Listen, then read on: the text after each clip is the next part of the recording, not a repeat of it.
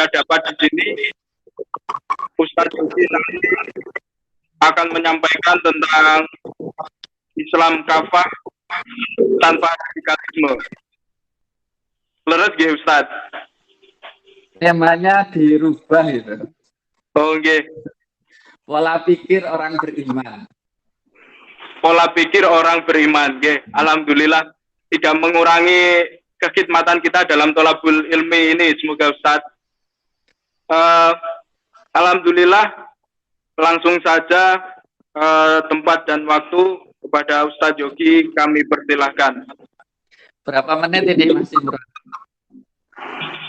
Kalau di jadwal lama sampai jam 16.15 Ustadz. Nanti mungkin sampai jam 4:30. Nanti mulai nanti prolog ya, nanti bisa dilanjutkan dengan dialog gitu ya. Yeah. Baik. Bismillahirrahmanirrahim. Assalamualaikum warahmatullahi wabarakatuh. Waalaikumsalam warahmatullahi wabarakatuh. Alhamdulillah, syukurillah, wala haula wala quwwata illa billah. Allahumma shalli wa sallim wa barik ala sayyidina Muhammadin Rasulillah wa ala alihi wa mawalah. Yang dirahmati Allah Subhanahu wa taala, para kaum muslimin dan muslimat yang hari ini berkenan dan ada kesempatan untuk bergabung dalam acara RTIK Bojonegoro download ngabuburit ya, berkah Ramadan yang hari ini dipandu oleh Mas Imron, panggilannya Mas Ipong ya. Baik, sedikit saya memberikan prolog bahwa Allah Subhanahu wa taala berfirman, a'udzubillahi minasyaitonirrajim. Bismillahirrahmanirrahim. Ya ayyuhalladzina amanu kutiba alaikumussyiyam kama kutiba alal ladzina min qablikum la'allakum tattaqun. Wahai orang-orang yang beriman, ya ayyuhalladzina amanu kutiba alaikumussyiyam, diwajibkan bagi kalian puasa. Kama kutiba alal ladzina min qablikum la'allakum tattaqun, sebagaimana diwajibkan pada kaum yang sebelum kalian agar supaya menjadi orang yang bertakwa. Saya sedikit membahas terkait dengan panggilan Allah, dimulai dengan ya ayyuhalladzina amanu, wahai orang-orang yang beriman. Pertanyaan sederhananya adalah mengapa orang-orang yang beriman yang dipanggil?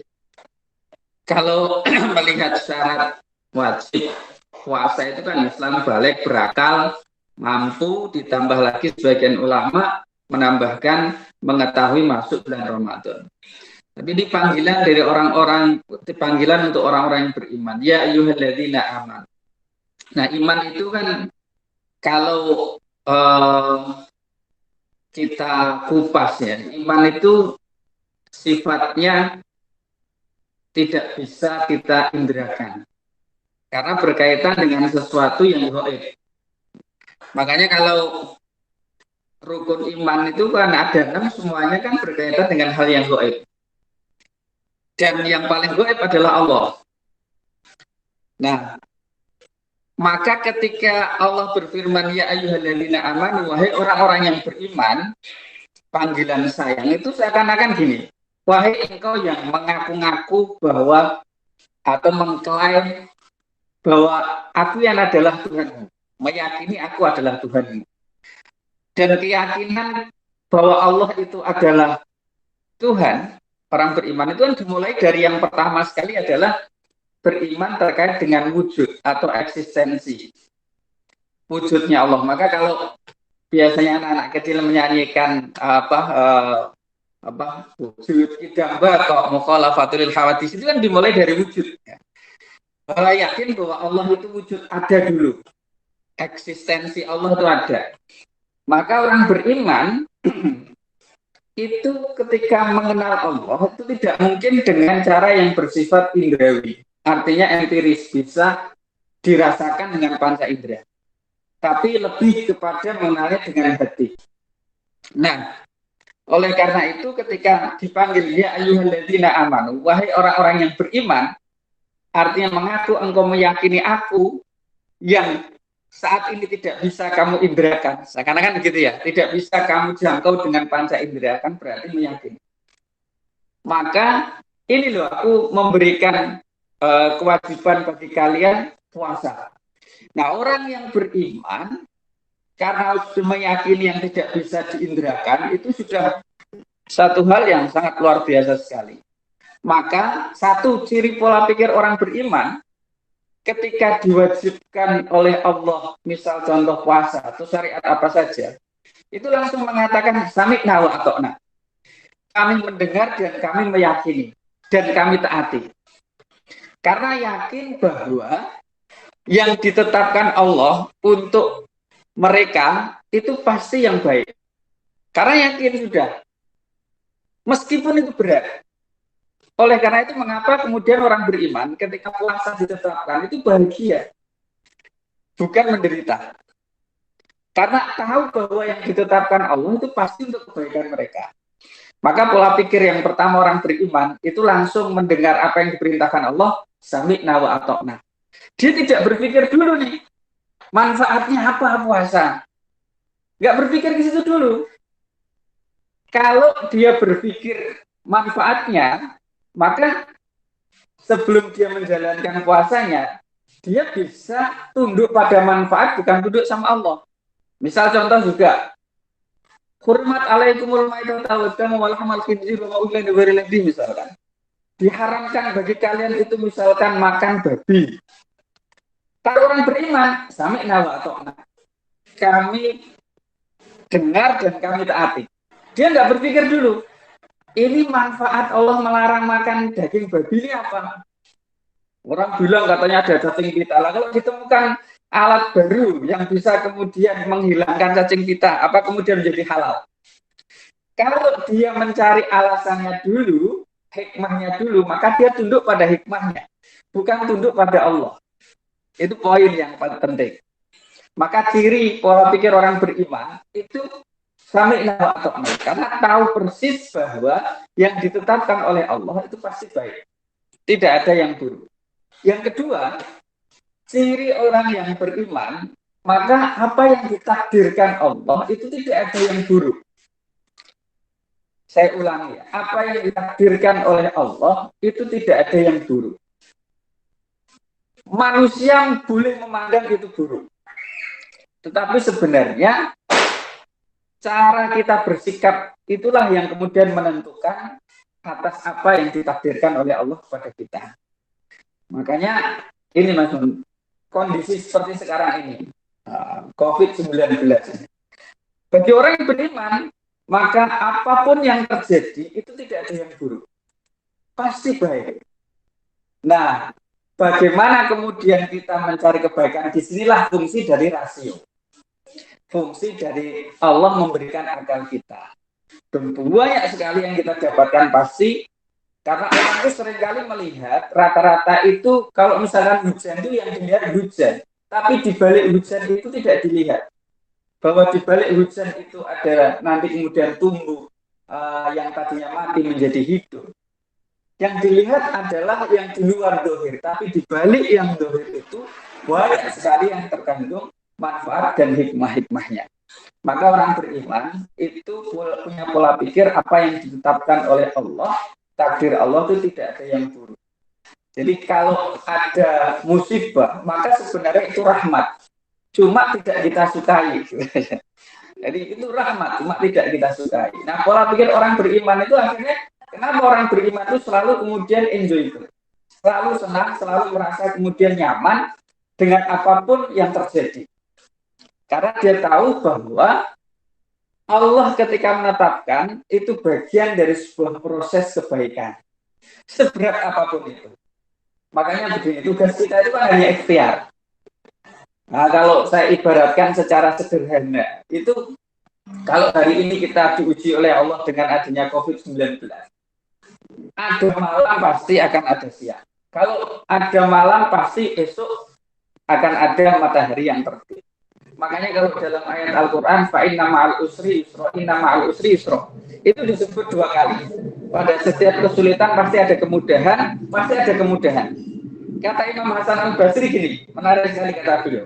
Ketika ayat ini turun, kata beliau, Rasul mengatakan, sampaikan kabar gembira bahwa dua kemudahan tidak akan mengalahkan satu kesulitan. Jadi ayat Al-Quran tadi menyebut ada bahwa setiap kesulitan pasti ada kemudahan, pasti ada kemudahan. Bahwa tidak mungkin mengalahkan dua kemudahan. Satu kesulitan tidak mungkin mengalahkan dua kemudahan. Contoh sederhana lagi, tugas kita ikhtiar itu yang suka tanam-tanam gitu ya. Saya kan senang ngijir bibit misalnya. Itu tugas kita kan hanya nyebar benih, lalu kemudian ngasih pupuk, lalu kemudian merawat. Tapi siapa yang menumbuhkan, itu urusannya Allah. Selesai, tugas kita hanya ikhtiar. Dan yakin 100% bahwa dunia seisinya ini di bawah kendali Allah. Makanya nggak ada orang yang bisa menahan matahari agar nggak terbit. Atau maksa supaya nggak terbenam. Nggak ada. Semua di bawah kendali dan izin Allah.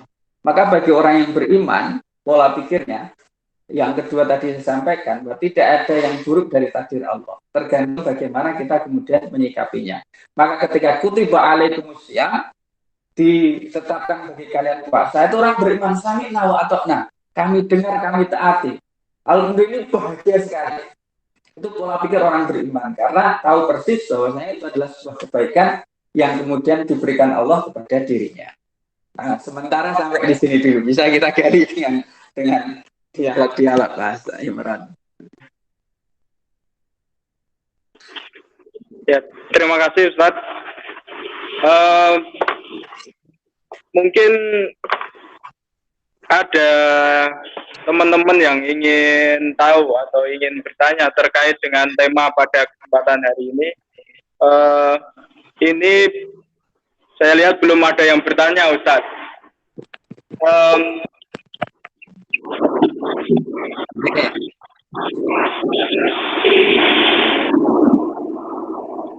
Iya. Kalau belum ada bertanya, kita ngobrol aja. Iya. Ngobrolkan tentang tema kita tadi, pola pikir. Iya, tema pola pikir orang beriman. Nah, tadi ada dua yang sudah saya sebutkan, Mas Imron. Jadi, tentang sami'na wa ata'na, terus kemudian berpikir bahwa tidak ada takdir Allah yang buruk. Maka kutiba alaikumusya, diwajibkan bagi kamu kalian puasa itu langsung. Dan pasti kemudian pola pikiran beriman itu selalu optimis. Selalu optimis. Selalu optimis, gitu. Selalu optimis. Anda malam akan pagi. Jadi kalau dia tahu orang beriman itu kalau mau dia, karena iman itu kan tanya di hati ya. Cukup.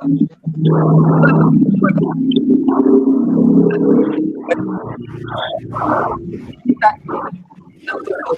tanyakan pada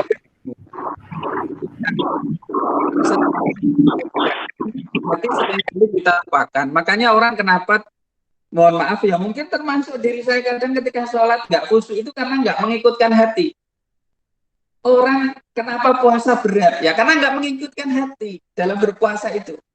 Karena yang berpuasa adalah fisiknya. Makanya ada iklan bagus itu di TV itu, diikuti anak saya itu, anak saya yang kecil. Kalau hatimu kuat, nah, gitu ya.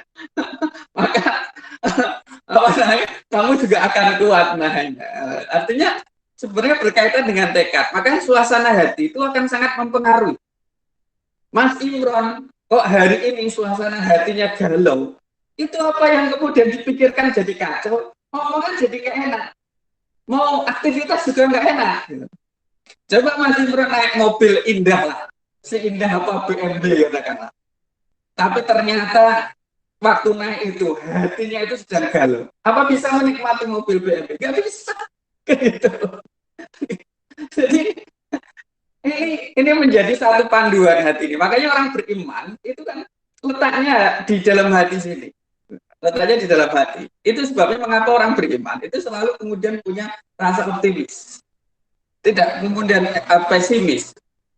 Jadi kalau dalam bahasa Al-Quran Wala ta'asu mirrahillah innahu la ya'asu mirrah illal qaum kafirun.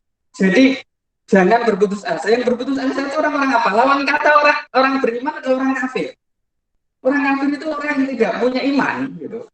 Jadi orang pesimis itu hanya orang yang nggak punya Tuhan, cara kasarannya begitu. Makanya ini diantara ciri orang-orang yang beriman. Jadi puasa itu betul-betul menjadi nikmat sekali.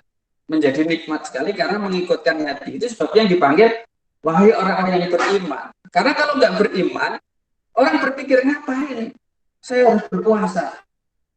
Kalau nggak beriman kan, ngapain saya harus berpuasa, susah-susah menahan lapar, haus, dahaga. Itu makanya kenapa kemudian dipanggil sebagai orang-orang yang beriman.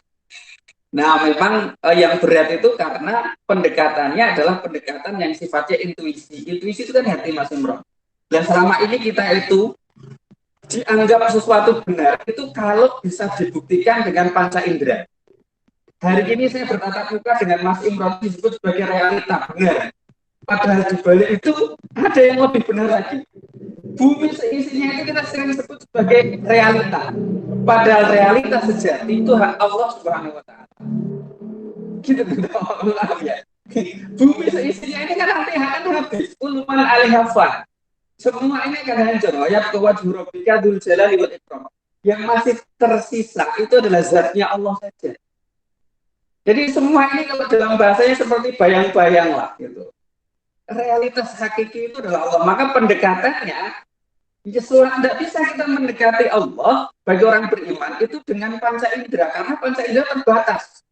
Mas Imran lihat pesawat di atas itu kelihatan kecil atau besar, Mas? Kelihatan kecil, padahal hakikatnya besar. Nyeblok ini ya mati gitu.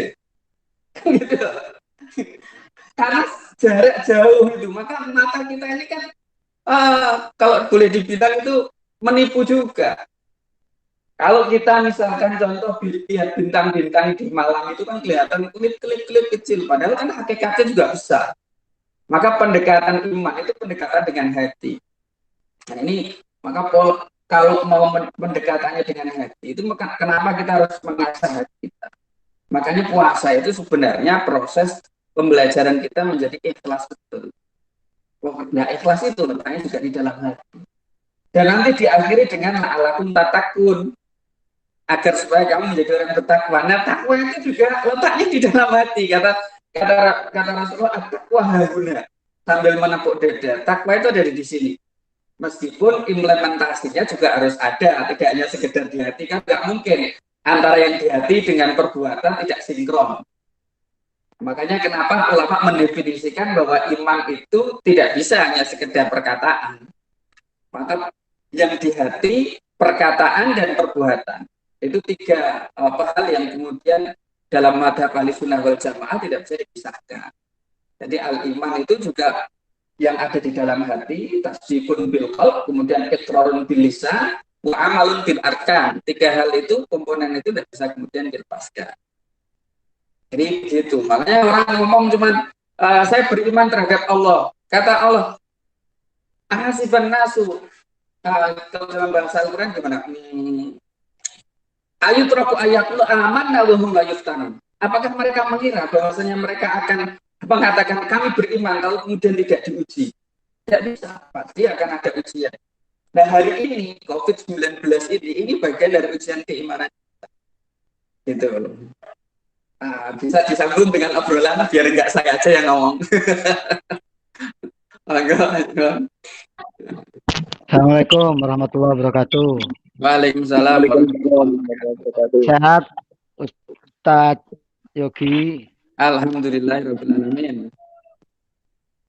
Ini Kak Sela, Ustadz. Oh iya.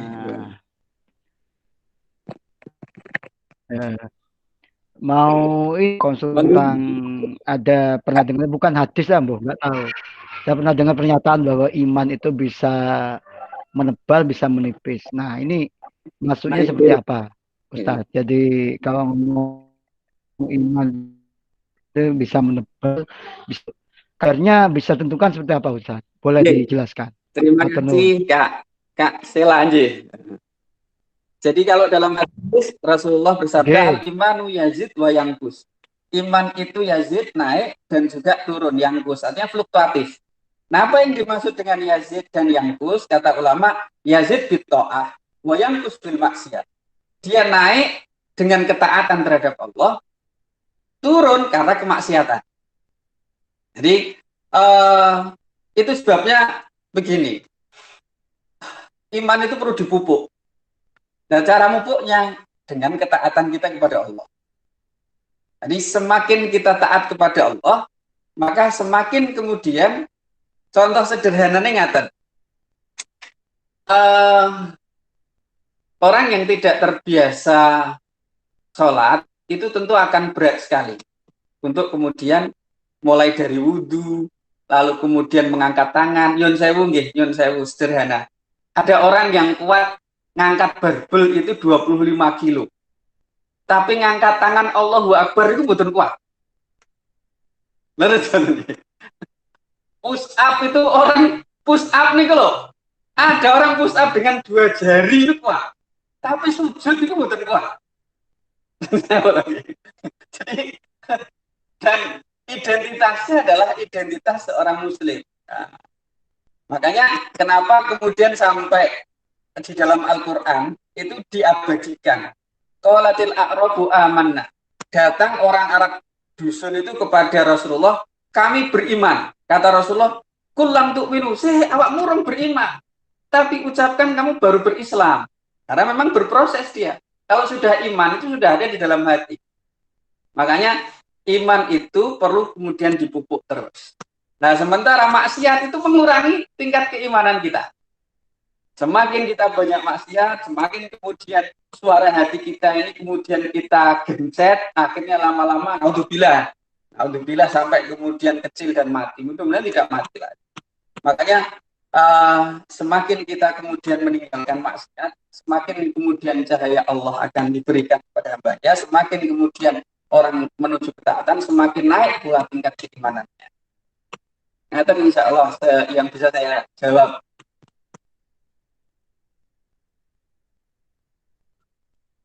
Berarti matur nuwun Ustaz Yogi. Berarti secara enteng kita ngomong ya. Memupukkan iman tadi merupakan salah satu mempertebal ya tadi, menambah keimanan kita ya. Seperti itu. Ya, terima kasih Ustaz Yogi atas jawabannya. Jadi ketebalan dan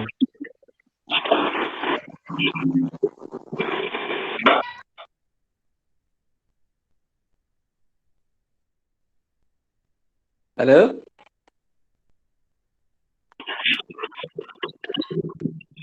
Halo Ustaz. Yeah. Ini ada teman saya di samping saya. Ada yang ingin bertanya. Perbedaan mendasar antara iman dan takwa itu seperti apa, Ustaz? Ya, iman kalau di dalam ayat Al-Quran tadi kan dimulai dari wahyu orang yang beriman, lalu kemudian diakhiri dengan takwa. Bila iman itu bagian dari satu stat kita, lalu kemudian takwa itu tujuannya.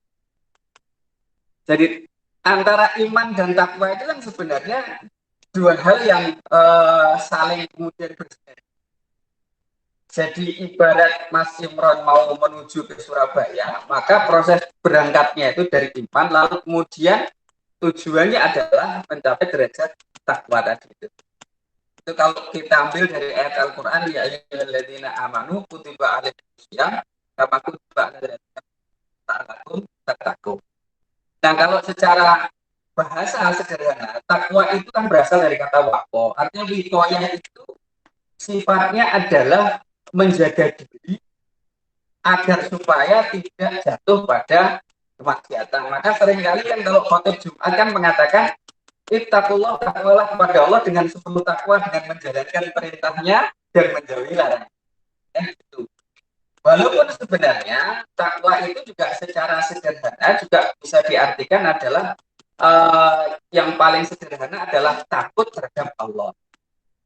Jadi proses iman itu sudah mulai masuk dan ini nanti akan sampai pada derajat kemudian takwa. Maka iman itu kata Rasulullah yang dalam Al-Quran walam ayatul iman iman itu belum masuk di dalam hatimu yang disampaikan kepada orang Arab Badui tadi itu. Ketika iman sudah masuk ke dalam, maka proses kemudian kita menjauhi maksiat, kemudian kita menjalankan perintah Allah, disitulah kemudian takwa yang disebut sebagai takwa ini. Maka kalau saya mengambil indikatornya, takwa itu kan sifat orang bertakwa banyak sekali. Rata-rata takwa itu walaupun dibilang Rasulullah dalam hati, tapi ada aplikasi dalam kehidupan kita sehari. Misal contoh, alladzina yunfiquna fis-sarra'i wad-dharra. Orang-orang yang berinfak baik ketika dia senang maupun susah. Itu disebut ciri orang yang bertakwa. Jadi secara aplikasi kehidupan sehari-hari misalkan wal kadhiminal ghaidh, orang yang mau menahan marahnya. Itu juga disebut sebagai takwa. Jadi sifat-sifat orang bertakwa itu banyak sekali. Yang rata-rata kalau saya boleh bilang itu juga ada implikasi sosial yang terlihat dari perilaku dia. Maka orang bertakwa itu adalah orang yang memang dalam kehidupannya tidak hanya saleh secara spiritual, artinya hubungan dia dengan Allah, tapi di saat yang sama dia wujudkan dalam kehidupan sehari-hari dia. Nah, kalau gambaran tadi sederhana, iman itu adalah proses berangkatnya masuk di dalam hati. Nah, iman itu ada rukun yang sifatnya 6. Makanya kalau dalam Al-Quran sering disebut orang yang beriman, terus kemudian ditambahi amilus sholihat. Kalau amilus sholihat ini gambaran implikasi dari orang-orang takwa tadi. Jadi perbedaan yang paling mendasar menurut saya bahwa iman itu lebih cenderung yang bersifat ada dalam hati, lalu kemudian takwa itu adalah lebih cenderung pada aplikasinya. Lalu kemudian yang kedua, iman itu sifatnya sesat, nah, takwa itu adalah tujuan. Iman ini adalah langkah awal perjalanan, kemudian takwa ini adalah di akhir tujuannya. Itu kira-kira. Ya, Ustaz. Terima kasih. Berarti takwa itu adalah tujuan dari iman tersebut. Tujuan dari iman. Iya. Ini ada yang bertanya, Ustaz, di bagian chat dari Mbak Talia Amira. Ini bertanya, semua ini tergantung suasana hati. Jadi melakukan ibadah itu tergantung suasana hati. Lalu bagaimana Ustadz ketika kita akan melakukan sesuatu, namun pada saat itu hati kita lagi tidak sinkron untuk melakukannya, berarti malas atau mau menolak. Ya. Ya. Jadi hati itu grundel, Ustadz.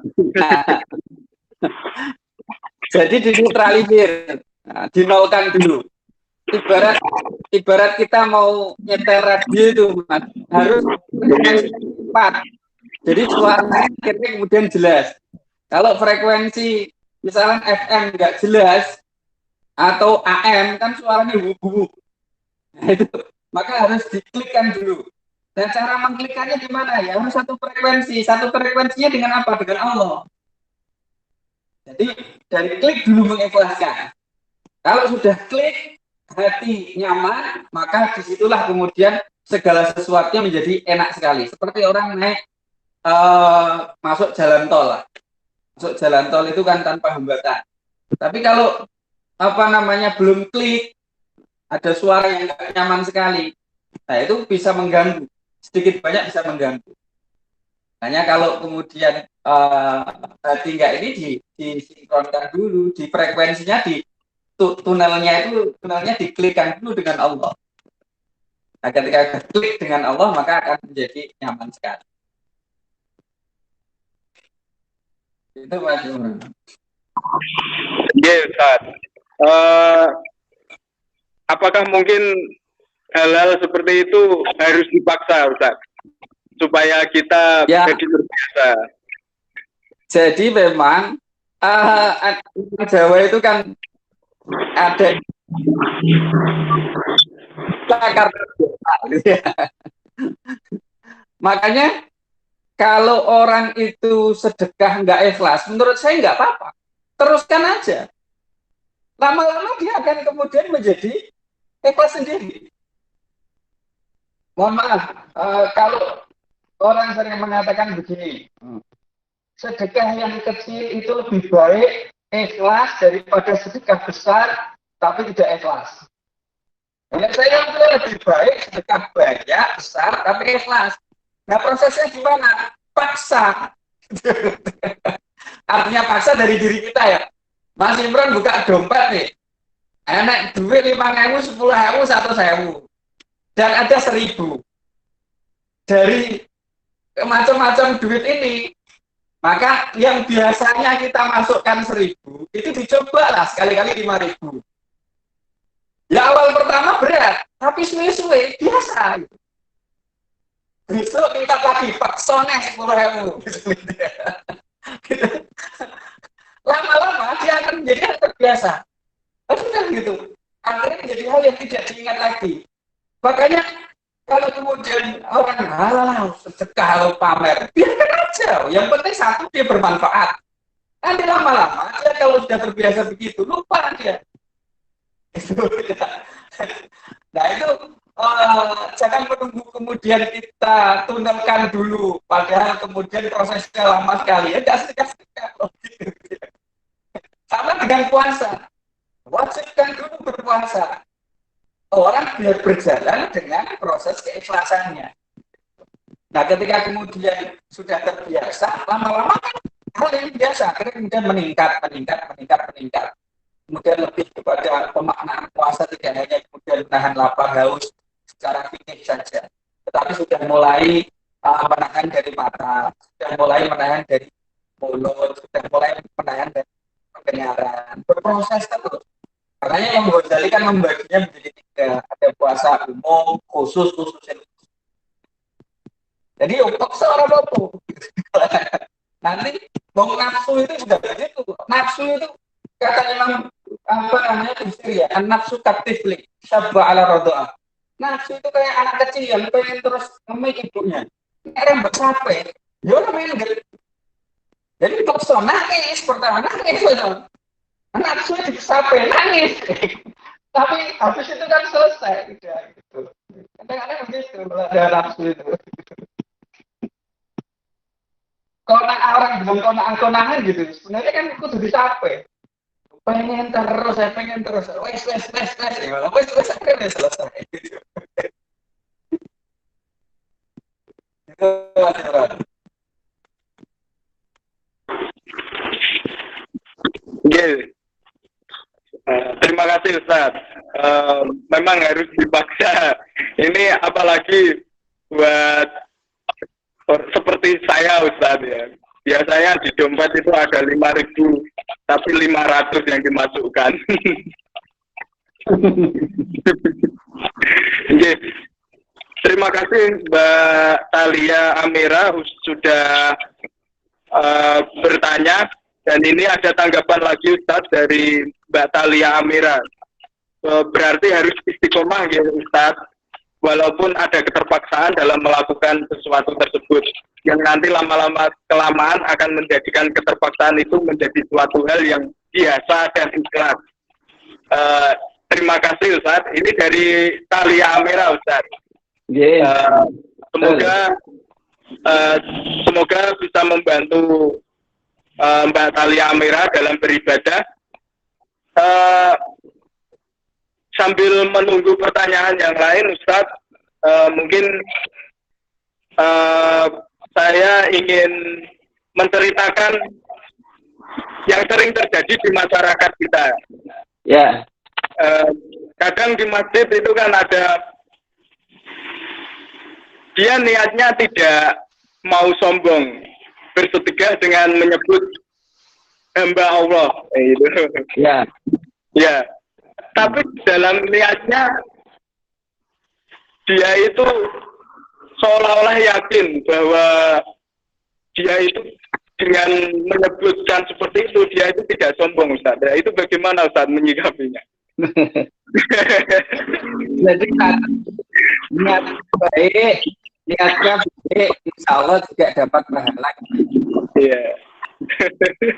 Kemudian dia nanti di belakang ternyata malah justru ada rasa bangga, nah itu kesalahan. Artinya berproses. Jadi dia sudah punya niatan untuk kemudian ikhlas. Ya teruskan saja, tidak apa-apa.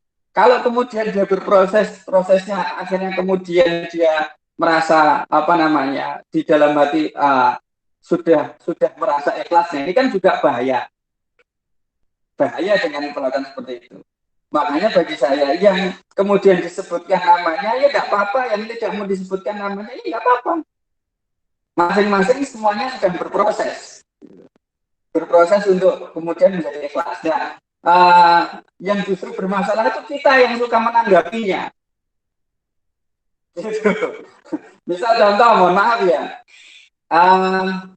ada orang kemudian foto-foto umroh ditaruh di Facebook, dipajang. Lalu kemudian orang bilang, ini ibadah di foto-foto. Apa kita tahu niatnya dia kan nggak ngerti. Siapa tahu dia punya niat share itu kemudian bisa membangkitkan semangat yang lainnya untuk umroh. Jadi kembali ke diri kita yang melihat, bukan menjudge, menghukumi mereka. Kalau saya begitu ya, barangkali dia niat untuk kemudian biar supaya yang lainnya termotivasi untuk umroh. Gitu aja, kan lebih nyaman, lebih enak. Daripada kita kemudian umroh di foto bareng ngarepe Ka'bah, pasane ora tau ndelok Ka'bah tapi malah justru kedengkian yang ada di dalam diri kita. Itu Mas Ron. Jadi dua-duanya yang kita dia proses untuk ikhlas. Kalau di perjalanan ada hal-hal yang kemudian dia merasa bahwa itulah yang terbaik ikhlasnya, itu yang harus dihilangkan karena sudah merasa lebih baik tidak baik. Itu kan tidak apa-apa, dia sedang berproses juga. Semua orang itu sedang berproses. Iya Ustaz, terima kasih Ustaz. Ini sambil nunggu lagi Ustaz. Monggo teman-teman yang ingin bertanya, Bapak Ibu, silakan menulis pertanyaannya di bagian chat. Nanti saya akan membantu menyampaikannya kepada Ustadz Yogi untuk Ustadz Yogi menjawabnya. Oke. Ini mungkin lagi menyiapkan pertanyaan ini semua Ustadz. Temanya sangat menarik Ustadz. Di bulan puasa dan lagi mewabahnya pandemi COVID-19 ini Ustadz. Ya. Bagaimana sih kita tetap menjadi insan yang beriman dalam menghadapi sosial media, dalam bersosial media? Mungkin ada kiatnya seperti apa Ustaz? Jadi kalau saya secara pribadi aplikasi kita sebagai orang beriman di sosial media terkait dengan pandemi COVID ini ya, itu satu pakai hati, dua pakai rasio. Ketika kita men-share sesuatu, coba rasakan di hati kita. Yang seperti ini akan menjadi dampak yang lebih buruk atau baik. Rasanya di hati seperti apa, lalu kemudian secara rasional kita ini baik dan buruk atau tidak. Nah, ukuran kita itu kan kalau itu berdampak pada keburukan, ya lebih baik kita menahan diri. Puasa itu artinya al-imsak, menahan diri. Jangan-jangan hawa nafsu kita ini kita tumpahkan di sosial media dengan men-share yang justru membuat apa istilahnya ya, orang menjadi semakin terpuruk. Jadi coba kalau misalkan saya sering memposisikan itu, kalau saya posisikan di keluarga saya seperti apa, kalau itu saya posisikan di diri saya seperti apa. Kadang-kadang kita ini yang saya ya mungkin termasuk saya kadang-kadang tanpa sadar kita itu apa namanya membagikan tautan atau apa yang kemudian setelah terrefleksikan, kalau kita evaluasi ya, oh kenapa saya tadi harus persen gitu. Kalau kemudian ini justru berdampak pada keburukan. Khususnya berita-berita yang tidak jelas lah, berita-berita yang belum jelas itu akan lebih baik kemudian tidak kita bagikan di tautan. Kemudian lebih baik juga memberikan apa istilahnya ya, kalau share di media itu yang berdampak pada hal yang positif. Makanya kalau berdampak positif lalu kemudian orang lain apa istilahnya terinspirasi dengan hal positif itu atau berguna, kan kita sudah dapat pahala. Tapi kalau itu kemudian membawa kepada keburukan, malah justru kemudian akhirnya mohon maaf ya kembalinya ke diri kita, dan itu mungkin akan di-share ke sekian banyaknya. Nah ini kan biasanya di grup bapak-bapak yang mohon maaf ya, kalau sedang nge-share foto-foto itu kan yang hal-hal yang kemudian bisa melupakan istrinya yang di rumah tapi mengingat yang lainnya kan. Nah, jadi ini momen Ramadan, walaupun kemudian orang sering, hei Ramadan ini Ramadan, mayai poso, jongono. Jadi tidak berarti kemudian bar poso terus jongono, lain kan juga gitu. Nah, ya, menurut saya begitu. Jadi di masa pandemi COVID yang seperti ini, sharelah yang positif-positif yang membawa kemudian dampak kebaikan. Kalau ingin memberikan apa namanya orang lain agar waspada, itu dengan bahasa-bahasa yang tidak membawa ketersinggungan pada orang lain. Artinya fakta data misalkan seperti ini. Nah ini orang sudah bisa mengambil tanpa harus kemudian misalkan membawa dampak ketersinggungan kepada orang. Ya, Ustaz. Terima kasih Ustaz. Memang media sosial pada saat ini juga seperti itu, kita yang sendiri yang harus berhati-hati. Ini ada pertanyaan Ustaz dari saudara Rifaun Naim. Ustadz, bagaimana dengan keadaan sekarang ini yang orang-orang komplain dengan orang lain yang beribadah di masjid, tapi tidak komplain dengan yang tetap berdagang di pasar. Jadi kenapa di masjid itu agak dikomplain tapi yang di pasar tidak? Gimana Ustadz? Jadi antara di pasar dengan di masjid itu satu hal yang berbeda ya. Nah, menurut saya dua-duanya tidak usah kemudian dikomplainkan. Karena yang berada di masjid itu juga berusaha melakukan apa namanya ibadah sesuai dengan protokol COVID-19. Sepanjang kemudian pemerintah masih membolehkan, maka kemudian bisa kita jadikan pedoman bahwa sholat itu juga jadi sah. Demikian juga yang berada di pasar. Berada di pasar juga sudah semestinya memberlakukan protokol yang sesuai dengan COVID-19. Jadi menurut saya tidak perlu kemudian kita pertentangan lah dua-duanya itu. Kalau kita berlaku seperti orang yang mengkomplain orang yang di masjid, itu kita juga berposisi sama dengan orang tersebut. Jadi kalau saya secara pribadi, yang sholat di masjid itu punya protokol dan keyakinan, yang tidak sholat di masjid juga punya protokol dan keyakinan. Jadi masing-masing memiliki argumentasi dan landasannya. Maka kita saling menghormati. Kalau ada orang yang seperti itu, ya sudah, menurut saya memang dia kapasitas pemahamannya baru sebatas itu. Kemampuannya baru bisa misalkan maido. Ya wis tidak apa-apa, pancen ada tipe-tipe orang yang punya kemampuan maido. Kemampuannya kita ambil hikmahnya buat semoga kita tidak seperti yang seperti itu saja. Ya kita diambil ibarat aja, diambil pelajaran aja. Dan kita juga tidak berlaku seperti itu.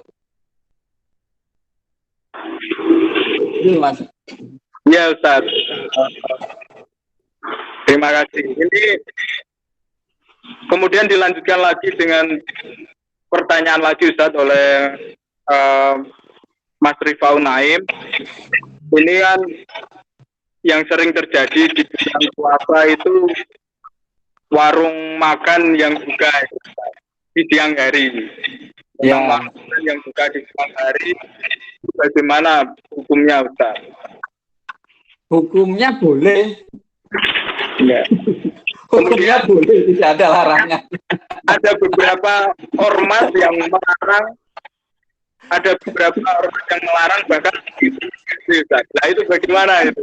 Jadi gini loh, di kita itu sudah mulai kehilangan toleransi antar sesama. Yang berpuasa diminta untuk menahan nafsunya agar ini sifatnya sangat personal sekali. Jadi kalau kita mampu menahan nafsu itu, ada warung buka seperti apapun juga nggak masalah.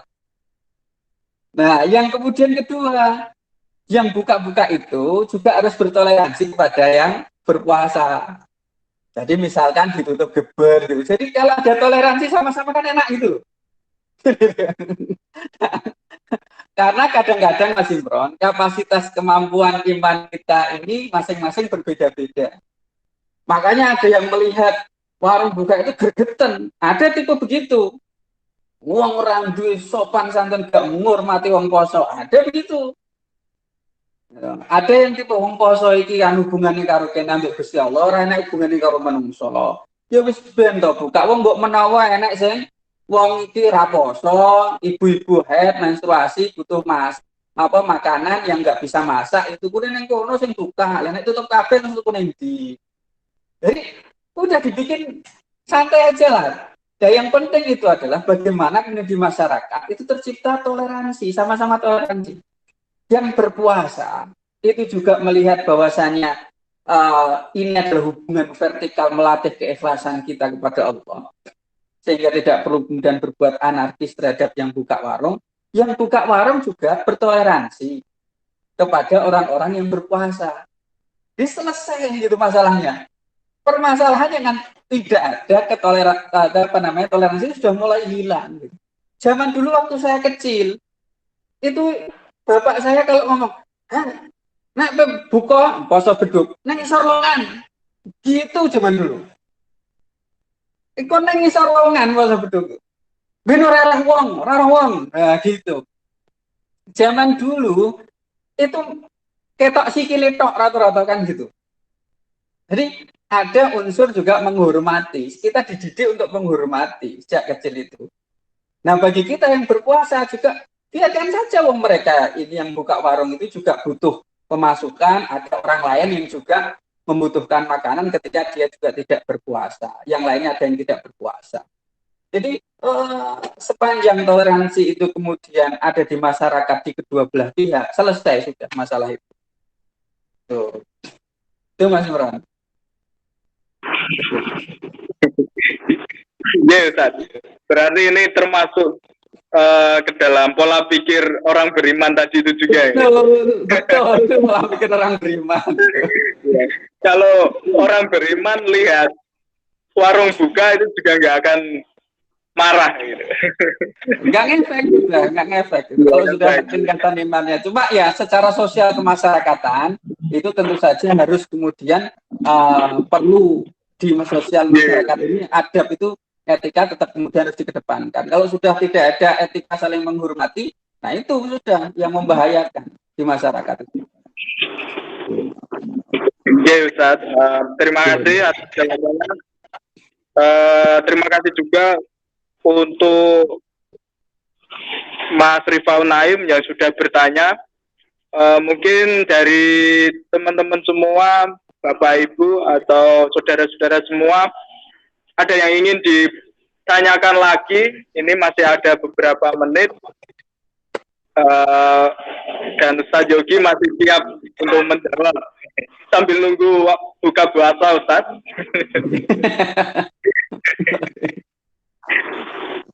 Iya, Ustaz. Ini mungkin kembali lagi ke pola pikir orang yang beriman. Lawan dari orang beriman tentunya adalah orang yang tidak beriman. Nah, lalu balasan apa yang nanti didapat, Ustaz, oleh orang-orang yang tidak beriman ini? Jelas kalau orang-orang tidak beriman pada Allah, salah satu yang paling krusial dalam hidup ini itu kan iman kepada Allah. Makanya tauhid itu menjadi hal yang paling fundamental dalam kehidupan kita sehari-hari. Kalau sudah nggak beriman terhadap Allah bahwa la ilaha illallah, tiada Tuhan selain Allah, itu kan sudah tidak ada pengakuan terhadap bahwasanya dampaknya ya ada akhirat kan gitu loh. Sudah tidak ada lagi nanti surga dan neraka, sudah tidak ada lagi kemudian iman terhadap qada dan qadarnya Allah. Jadi dari rukun iman yang ke-6 itu, kalau orang tidak beriman berarti dia sudah tidak mengakui adanya hal-hal yang bersifat gaib tadi itu. Maka orang-orang yang tidak beriman ya berarti otomatis dia hidupnya hanya di dunia ini saja. Artinya dia mendapatkan di dunia ini, maka konsekuensi logisnya, maka dia tidak mendapatkan apa-apa yang nanti di akhirat. Konsekuensi logisnya begitu. Makanya berat sekali. Karena Allah sudah kemudian apa istilahnya ya, memberi peringatan yang cukup keras sekali. Karena sampai sekarang tidak ada yang berani mengatakan bahwasanya saya menciptakan langit, saya menciptakan bumi. Kul liman ma fis samawati wal ardh. Katakanlah, milik siapakah yang berada di langit dan bumi? Kulillah. Katakanlah itu adalah milik Allah. Kata Ba'ala nafsi rahmah. Jadi ini contoh bahwa nanti akibatnya cukup berat sekali orang yang tidak beriman pada Allah. Makanya sebenarnya kalau pertanyaannya kembali itu, ada ya Ustadz orang yang Islam tapi tidak menjalankan ibadah puasa. Kok ada ya Ustadz orang yang Islam tapi tidak menjalankan ibadah sholat, kan begitu. Nah makanya orang-orang seperti ini kita ajak, inilah wilayah kita untuk kemudian kita ajak mereka untuk kemudian mau menjalankan dakwah lah, bagian dari bentuk dakwah. Tapi kalau implikasinya dari orang yang tidak beriman sudah berat sekali. Karena Allah sudah mengatakan faman syaa'a falyu'min faman syaa'a falyakfur. Bagi yang ingin beriman silahkan, ada konsekuensinya. Bagi yang tidak ingin beriman silahkan, ada konsekuensinya. Konsekuensinya besok di hari akhirat. Itu berat sekali. Makanya sudah menunggu siksa Allah yang sangat pedih. Maka qad tabayyana rusyu minal ghayy. Sudah jelas sekali kata Allah yang lurus dengan yang kemudian bengkok. Kalau diumumkan lagi sudah selesai antara yang beriman dengan yang kemudian tidak beriman. Maka Allah itu enak sekali. Silahkan kamu milih, semua ada konsekuensinya. Kalau kamu mau beriman silahkan, kalau kamu tidak beriman ya monggo silahkan. Tapi nanti konsekuensinya sudah saya jelaskan. Itu konsekuensinya berat sekali nanti di akhirat kelak.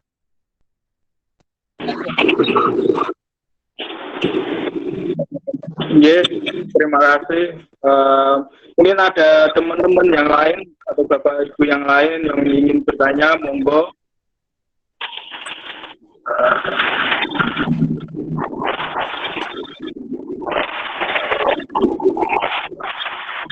Mungkin ada tambahan lagi Ustadz dari jenengan sebelum diakhiri. Ya, closing statement ya terakhir. Jadi orang beriman itu punya pola pikir sami'na wa ata'na. Setiap yang diperintahkan oleh Allah itu selalu dengan tegas mengatakan kami dengar dan kami taati. Lalu kemudian yang kedua, dengan gembira sekali menerima apa yang kemudian ditetapkan oleh Allah. Kemudian yang berikutnya adalah tidak ada takdir Allah yang buruk bagi orang yang beriman. Semua yang ditetapkan Allah pasti baik. Kemudian orang yang beriman itu pasti dia optimis dalam hidupnya dan tidak akan kemudian pesimis. Dia berpikir bahwa kalaupun tidak ada balasan di dunia, tapi besok ada balasan di akhirat. Itu orang beriman sampai dikatakan bahwasanya ad-dunya sijnul mu'min, bukan dari kafir. Dunia ini ibarat seperti penjara bagi orang yang beriman, penuh dengan peraturan-peraturan. Semuanya nggak boleh ini, nggak boleh itu, nggak boleh ini, nggak boleh itu. Tapi dia bisa menjadi surga bagi orang yang tidak beriman. Apa saja bisa dilakukan. Apa saja bisa dilakukannya. Makanya kenapa orang beriman itu optimis bahwa kalau hidup ini adalah hanya di dunia, sementara saja berproses, sementara yang abadi nanti di akhirat kelak. Saya rasa itu Mas Imran yang bisa saya sampaikan. Terus berkait dengan COVID, ya, ini nanti berkait dengan COVID-19, orang beriman itu menyikapinya bahwa ini bagian dari takdir Allah, dan takdir Allah tidak ada yang buruk, semuanya adalah baik. Musibah tidak akan terjadi illa biidznih, kecuali atas izin Allah Subhanahu wa taala. Itu wajib diimani. Orang beriman wajib mengimani itu. Dan setiap kita bisa bersabar terhadap apa yang kemudian menimpa musibah pada diri kita, maka wabasyiris sabirin alladzina idza asabatuhum musibah, kalau dia tertimpa musibah lalu mengatakan innalillah, kita ini milik Allah. Apakah mungkin miliknya sendiri akan dirusak? Tidak akan mungkin. Wa inna ilaihi rajiun, dan kita akan semuanya itu kembali kepada Allah. Kalau bisa mengatakan seperti ini dengan kesabaran di tengah pandemi yang seperti ini, maka langsung mendapatkan ulaika alaihi sholawatu min rabbihim. Mereka mendapatkan sholawat dari Tuhan mereka. Wa rahmah, mendapatkan rahmat dari Allah. Wa ulaika humul muhtadun. Mereka termasuk tipe orang-orang yang mendapatkan petunjuk atau predikat mendapat petunjuk dari Allah Subhanahu wa taala. Jadi 3 langsung. Wabasyiris sabirin alladzina idza asabathum musibah qalu inna lillahi wa inna ilaihi raji'un. Ulaika alaihi sholawatu min rabbihim wa rahmah wa ulaika humul muhtadun. Itu yang bisa saya sampaikan.